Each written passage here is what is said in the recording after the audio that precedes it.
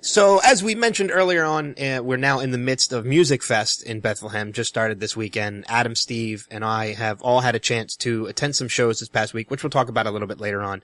But this gentleman will be performing next weekend at Music Fest, or this coming weekend at Music Fest, actually, at the time you're listening to this. Chances are you'll probably find me in the crowd because I've been a fan of this guy and his comedy for many years now.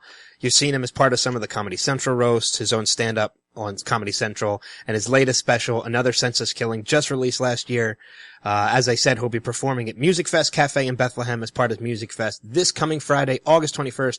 Please welcome to the show the hysterical Nick DiPaolo. Nick, Fellas, how are you? Doing good. I'm so excited to talk to you because, as I said, I've been a fan for a while. Yeah, that last album, Another Senseless Killing, actually, it really came out like this February, so. Oh, okay. Yeah, it's listed as 2014 for some reason, I guess. Or is that when you recorded? Yeah, exactly. Then I didn't release it till like end of January of this year, so. I can tell you right now, I've listened to it. I made the mistake of listening to it at my desk at work. Because it took.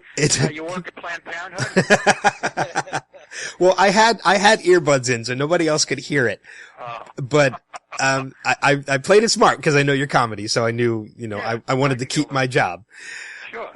But it took everything I had when I listened to it to not laugh out loud when I was sitting at my desk, because it is absolutely hysterical. Yeah, it's selling well. It's I did it myself and put it on my website, which is a real pain in the balls. Thank God I have a few people that know more about technology than I do. But it was a bit of a fucking hassle. But yeah, it's it's always in and out of the charts on iTunes, and it's doing well. I think it's going to go styrofoam. Was this one of those albums? Because I know as of right now, it's on your website, which is nickdipalo.com or nickdip.com. The other one will take you there. It's listed as for $8 right now, which I highly recommend. It's a great price for any comedy album. Yeah, if they use the coupon code, the word Nick or the word the radio, you'll get $3 off that actually. So. And you can actually pay more than $8 too if you want to support like your podcast and. This is true, and some guy paid the record's $208. Really? Wow. Yeah, some guy in the D.C. area. It's funny because he came out there. I was playing a theater in D.C. and he came out. And he said he was coming out, and I fucking looked around for him after the show for like a half, and never found him. And he goes, I didn't want to bother you. I'm like, bother me? For Christ's sake, yeah, you paid $200 too much for it. You can bother me all you want. I'm like, I saw a nice pair of Air Jordans I could fucking use. I'm going to tell you that. But, yeah, $208, another guy paid $108. Wow. It's an expensive CD. Pablo something Escobar, does that sound right? How long on average does it take you usually to like develop the material to put out a CD or a special? Because I know you've got a number of them out. Yeah, a couple years. I mean, everybody's different, but I think a lot of people are getting hung up. They're trying to keep pace with Louis C.K., which is hard to do. I mean, because he's such a prolific guy, and he can do one a year. Like, without breaking a sweat. But I'm about, I would say 2 years for me, year and a half to 2 years before I think, it's honed enough to put out there. Yeah. I know Adam and I are both fans of your type of comedy. So, it's. So you like gay comedy? Well, I mean, the style is very, like, sarcastic and obviously not politically correct. And that's kind of refreshing to see, especially nowadays. I know, you've been doing it for a while. Do you still take a lot of flack for it, or do you take more now than you have, 5-10 years ago? I don't take much flack. It's weird. It's the audiences are touchier, I guess, but I've been around so long and I set the tone for myself, and got enough exposure early on that they sort of know it's coming for me. Yeah, I was going to say there are look. Yeah, there's nights. Look, most of the nights I'm in New York City, which is the politics in New York go against everything I believe in, and it's filled with college kids and fucking, everybody that weak in the nation, in my opinion, the political fucking strain. But they so there's some nights I'll make a table of young Asian girls cry and call me an asshole and or whatever. But But for the most part, even they come around because I think they're sick of it. I think some of those younger people, I'm talking people in their 20s or millennials, whatever you want to call them, they're actually getting embarrassed for themselves, you know. So, but I'm not gonna. It's actually fun. It makes it more fun, you know. I mean, just knowing that they're bothered by words and they've been brainwashed by the fucking media and they don't even know it. I mean, I always tell the story when if a crowd's a little unruly or kind of chattery or whatever, there's certain buzzwords you can just throw out there to get their attention. Like right in the middle of it, I'll be talking about something. Let's say I'm talking about sports on stage, and let's say the crowd, you know, I think they're not really. I'll just go, and you women, and the fucking you can hear a pin drop, or I'll go, fucking black people, Jesus Christ, and you can fucking the waiters will stop serving and turn around. There's buzzwords. It's the coolest thing about doing stand up this long that you learn so much about our society, and because our society is trained by the television mostly, and then now by the internet, which to me also kind of leans left in its politics, and then so there are certain buzzwords that if you want to get their attention, you know, and that's the downside. They get too focused on the words. I mean, if you say, like I said, if you say the word woman or fag, no matter what the context is, you know, they'll just take a breath, regardless of what the context of the joke. You could be calling yourself a fag, or whatever, I mean, or a woman, or whatever, and they fucking, you know. Yeah, just say African lion, and you'll get exactly. 20 people. A kid had a shirt on with a little lion on it the other night. He goes, "What's that? Memory of Cecil?" And, you know, and I said in that shitty fucking sarcastic tone, and you know, just to get a rise out of it, you know. So yeah, it's funny. Hey, look, when college kids are complaining that Jerry Seinfeld's act is too edgy. Oh my God. It's them. It's not the comedians. Yeah. I mean, it's like Adam said, your type of comedy is very refreshing because as you kind of, you know, touched on a little bit, and I agree with it completely. We live in what I call an oversensitive, very overprivileged society now where everybody feels like they have a right to everything and they have, including the right to get offended at absolutely everything. Yeah. I mean, you know? look, I mean, you see what's going on college campuses? It's fucking frightening. They have safe zones that students can go to where they'll be free of any ideas that might make them uncomfortable. They have things called trigger warnings before they read a book or an article. They'll have a trigger warning saying some things in this might be upsetting to you. I mean, it's fucking. I never thought political correctness. It's not political correctness. Isn't even. It's not even, the term's not even, doesn't even do it justice how fucking insane we've got over this shit, you know. It's unbelievable. But fucking microaggressions, shit that you might disagree with that makes you uncomfortable. Yeah, welcome to fucking life. Exactly. People Exactly. just get offended over anything. I mean, like, I'm a 28-year-old white male. I have no reason to get offended over half of the stuff. It's like, because I can't come from experience. I mean. Yeah, no, that's the problem. It's the 28-year-old white kids that are getting upset for people who might have legitimate grievances. Right. But they have fake outrage and shit, you know? Yeah. I said it the other night. I was talking about Ray Rice and, you know, the whole video and how it's my favorite since Thriller or whatever. and you know, fucking some woman up front goes, "Oh my God." And there was a table of like 3 or 4 black people right to her right. And I go, "Don't worry about them." Of course, the black people are laughing. I've said this almost every interview I've ever done. In the 28 years I've been doing stand-up, I think I've had, you could count the black people on one hand, or any minorities on one hand that got mad at my act, as opposed to the 1,550 white people who were, you know, fucking upset. And again, that comes from the left. That doesn't come from the right, political correctness. I mean, fucking.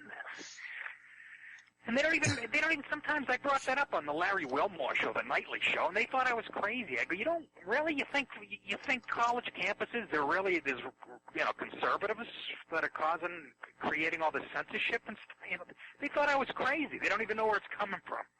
Yeah. You know? So, I know you had mentioned, you perform in New York City all the time. Obviously, when you're not on tour, which you're doing a couple, shows right now, as we mentioned in Bethlehem. There's enough comedy clubs in New York. Is that primarily where you perform? Is New York City? Yeah, unfortunately, I moved out of the city, about 16 years ago. I live about 35 miles north. But, when I'm not on the road, and I try not to do the road that much anymore, it was fun to wake up with chlamydia in Atlanta when I was 28. But now, I'm married and shit, so I have a house and a mortgage, and, cheating is not an option. I'll go into the city probably 3-4 nights a week and do a couple sets. Okay. Just to stay home, because you guys know, stand-up is a muscle. And it atrophies if you don't use it. So yeah, right. It's a kind of a pain in the ass. But I bought this house that I love up in the woods somewhere, and so it's a little bit of a pain. But that's how I try to stay sharp, and that's why it's taken me a while to get this hour together. Yeah. I haven't done a ton of road work this year. Yeah, like you said, you live in New York now, and I'm sure some people just assume you've always been from New York. Maybe just because you're Italian, but right. You're actually from New York's greatest baseball enemy, Massachusetts. Does that mix up happen a lot? Yeah. Anybody outside of New York and Boston, the rest of the other 48 states assume if you're Italian, you're from New York. Yeah, I know. They wouldn't have assumed that years ago. When I came down to New York, I had a thick accent in Ted Kennedy. But everybody assumes you're from Jersey or New York when I travel. They go, "You're Italian? Well, you're Jersey or New York?" And it is kind of fun living down here as a Red Sox fan. And I was talking the other night how much I hate the fucking Yankees, and I said, "This is how much I hate the Yankees. I wouldn't even take the ice bucket challenge to cure Lou Gehrig's disease." Oh, man. I'm like, it's a fatal disease named after a New York Yankee? Why the fuck would I help them with FDR problem? And I said, when kids start dying of big pappy disease, I'll dump a bucket of cat piss over my head. But why would I help the luckiest man on the face of the earth? That's what he called himself. So it's funny. I remember right after the Red Sox won the World Series, when we fucking fucked the Yankees in 2004. We came back from 3 games to none. Yeah. First team in the history of the ALCS to ever do that. Then they won the World Series, the following week against the Cardinals. And it was a Monday, I got on the train, a Metro North train, which goes from New York City out to where I live. And there were no seats. There was one seat facing, it wasn't a Metro North, it was actually a subway, in New York. And there was one seat facing the rest of the train, like the end seat. Mm-hmm. So I sat in that. It was the only one open. And I opened the paper, and on the front page of the paper, I held it up over my face, obviously, but it's a picture of this Red Sox celebrating, And the paper wasn't up in front of my face. I swear to God, 10 seconds, somebody threw one of those pink Canadian mints at me. Well, we're from Philadelphia. Ben's not an Eagles fan. I am. My dad's from the Bronx. I'm like half a Yankees fan, but being from Philly, I've kind of more moved over towards the Phillies and the Eagles. But being an Eagles fan, the Patriots were the ones preventing us from breaking our Super Bowl streak back in 2004. How's Deflategate treating you now?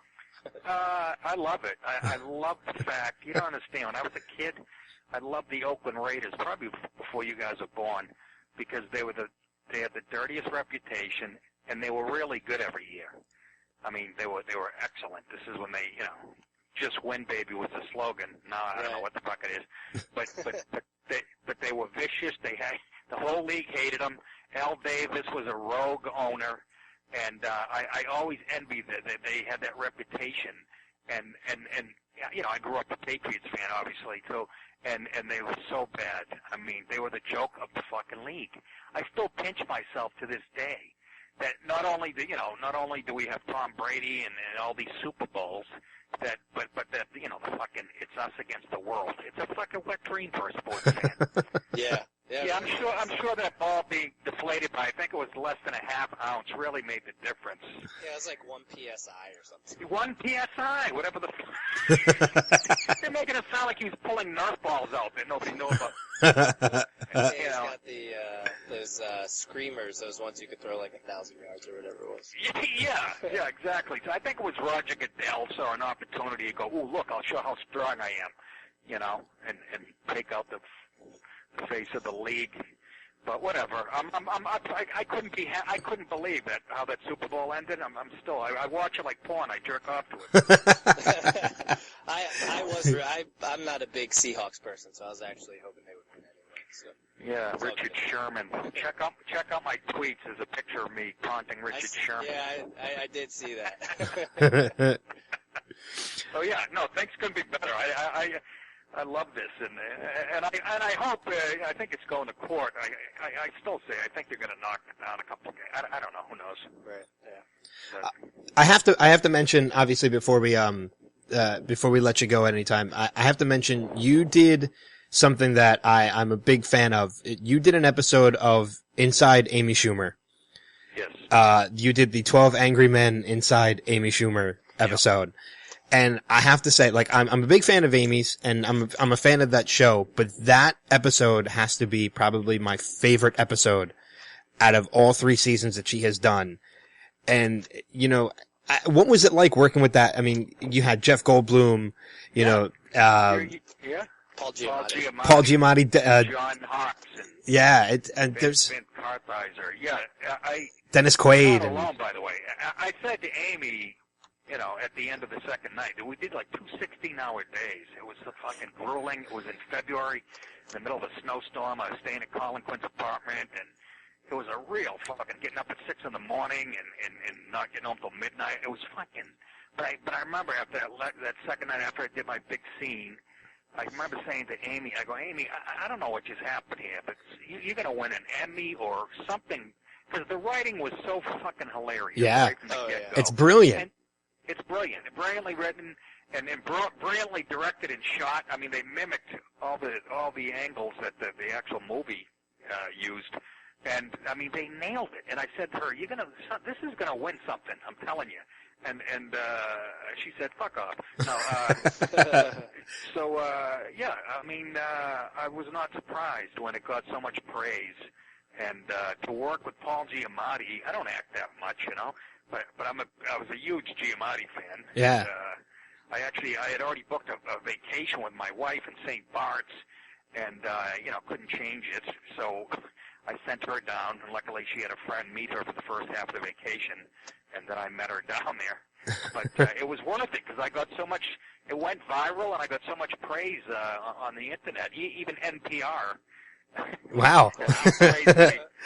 So, you know, yeah, and I'm just starting to feel a little bit of the effects. I got to read for some De Niro project that he's doing with HBO. Oh, wow. He's playing Bernie Madoff or whatever. I went in to read with, you know, casting. I don't think I got it, but you know, I remember Amy saying to me right after, she goes, "You're going to get so much fucking work with it." Yeah. And, you know. She seems somebody who's very, very down to earth and very humble and like very appreciative of the career that she has now. Cause she's skyrocketed over the last like year or two. Oh, yeah. Yeah, she is. She really is. She's a cool person, and she is level-headed, you know, and I really get a kick out of her. I mean, we sit at that table at the Comedy Cellar, you know, she busts balls, you know, with the rest of us. And she's funny. She's genuinely funny. She can friggin' act. She directed that 12 Angry Men. She fucking wrote some of it. You know, so she's kind of like a female Louis C.K., I think, you know? Yeah, and Trainwreck was hysterical. I got a chance to screen that before it released, and I just raved about it afterwards. I told everybody to go and see it. Yeah, I mean, yeah, she's the thing right now, and I wish her the best, because like you said, she's pretty down to earth. And most importantly, funny. Yeah.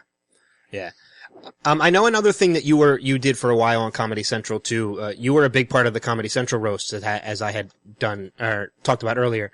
You know, you were first, I think, on Dennis Leary, Jeff Foxworthy, Larry the Cable Guy, and then Pamela Anderson. Right. Have you been invited to do any of them, or do you just not have any interest in doing them anymore? They don't call me. The last one I did was Larry, the cable guy, and the reason, I mean, he called Dan Whitney, requested me. I'm like his favorite comic, so he requested me. They weren't even going to call me for that, you know. I ended up, and they had me close that one. Yeah. And but no, they, you know, I don't know. There's a lot of politics involved, and I know as soon as Jeff Ross called him, you know, self-appointed himself the roast master, I didn't see much. Yeah. I didn't hear from them that often, so I'm not even a huge fan of that shit. I got to be honest. It's fun to do, but you know, it's fun like when it's Pam Anderson, but. You know, Flavor Flav. What the fuck am I going to say? How's that going to help my career? Yeah, I mean, it seems like it's become more of a spectacle than it's hard to explain, but I mean, you know, now they're doing red carpets for it. And well, yeah. Well, what you got to remember, guys, TV. The bottom line is the bottom line in TV. That's all they care about. So it's not about getting the funniest guys or the best roasters anymore. It's about bringing the biggest names they can get to, you know, basic cable, and that's all it's about. And then now they write the material for these people who aren't comedians. Yeah. So they're not as good, in my opinion. But yeah, like Shaq. Yeah. Yeah, exactly. So, you know, that it's all about ratings and you know, ad dollars. So yeah, I mean, I still go. Fun. I appreciate the ones that they ask me to do. Yeah, and I still go back to. I mean, one of my favorite. I've seen them all. I still watch them all, and some of them are hits, some of them are big misses, and I mean, I won't name which ones. All the ones that you've been a part of, I've been a fan of. And I mean, I still go back to the New York Friars Club roast of Drew Carey, which was one of the first ones that they aired. Right. You know, and I'm more of a fan of them when it was, you know, these are comedians getting together to honor another comedian, right. Not just, you know, a bunch of celebrities they're bringing out to be a right. part of this. Right. It's just a weird business. I mean, those celebrities are trying to keep their careers alive, you know? Yeah. So you know, they do these things. They're probably not exactly thrilled to be there either, but and then once again, quality suffers, and nobody gives a fuck because it's about making money. So yeah, exactly. Sort of the world we live in. Yeah. Well, I know we're running out of time. I know you're a busy man and you have more interviews to take care of tonight, but we definitely will. We want to ask you guys a quick question. This Music Fest thing, right? Yeah. Is this something I did before? I think so. It's not an outdoor thing, right?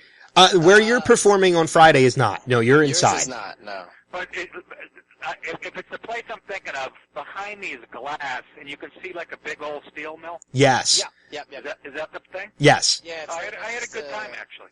Yeah, right next to the new casino. Sands is down here. Yeah, but I just remember this like giant iron, whatever you call it. Yeah, the old steelworks is still there. Steelworks. Yep. Yeah. Okay, so that's the. Things start to blend in after a while.